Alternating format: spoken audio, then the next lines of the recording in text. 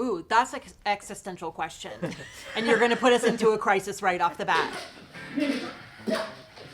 Buntport Theater is an ensemble. We've been around the same group of people working with each other for 25 years.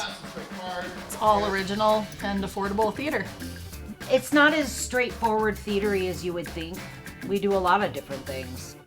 When we first came to town, we kind of talked to other folks in the industry, other theater makers and owners, about how Denver would receive original work.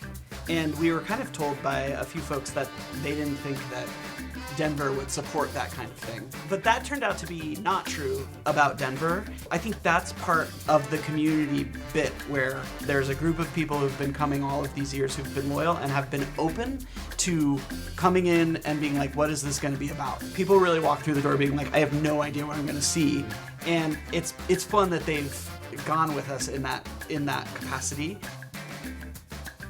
What number show are we on now that we're Like 56, which is full-length plays. That doesn't include so many and things. I mean that's a silly number.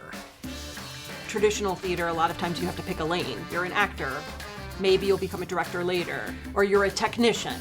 They're sort of like allied off, and we like to do all of those things, and so we wanted to create a space in which we were just making all of the things happen at once. Let's figure out how to build a set. Let's figure out how to do lighting.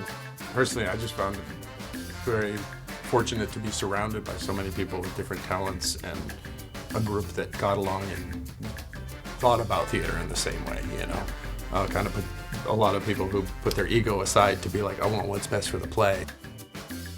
It gives us a lot of privilege, I think, to be able to have as much say as we have in like how our day-to-day operates and how the whole season operates. And also then we get to just decide that all of our tickets are just going to be on a name your price basis. We've been in this space in Denver for 25 years, but now we're trying to purchase the entire space, the whole building. Theater companies in town don't have a home. They perform at other spaces like the Dairy Center for the Arts or the People's Building or the Savoy, but they don't have a space to rehearse necessarily before that time.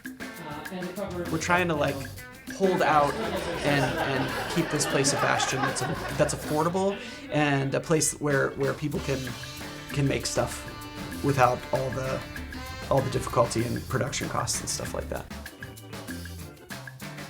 Another thing I think to be really proud of is how many people we've given the opportunity or inspired to do other things. You know, thinking of kids who have come, it's like, oh, I did pick theater because I came to your shows all the time when I was little, and now I'm like, want to do what you do in a different way, and that feels really good when you're like, oh, okay, we made somebody, you know, see something maybe they hadn't. So.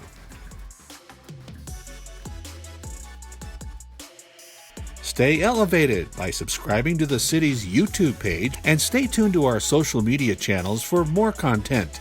Don't miss our new episodes of Elevating Denver, premiering each month. Thanks for watching, Denver.